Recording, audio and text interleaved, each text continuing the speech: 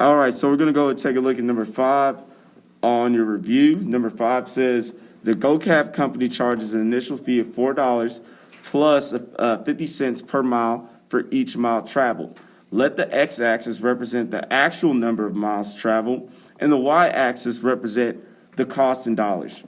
Draw and label a graph to show the above-mentioned relationship.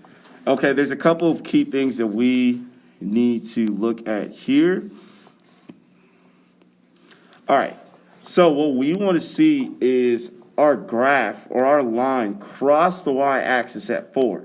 The reason why it's crossing the y-axis at 4 is because before we even travel a mile, we're going to pay $4. All right, so if we travel 0 miles, we should end up paying $4.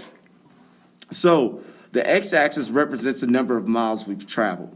So right here at 0, we should end up paying $4. But notice for answer choice A, it's saying at 0 miles we pay $0, which would be incorrect. Our graph should pass through at 4. That represents that if 0 miles we traveled, we're paying $4 for that initial fee. But let's take a look at answer choice B. Answer choice B is saying that at 0 miles, we end up paying $4, which is correct. Now, the way to make sure that this answer is entirely correct is that we check our slope, all right? We check what pattern it's going at.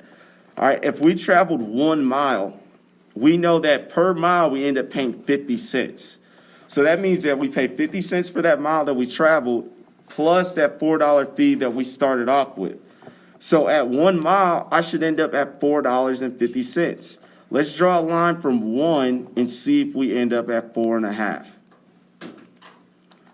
Bingo, we land right at 4.5, which is perfect. And now if I travel another mile, that means I'm going to pay an additional 50 cents.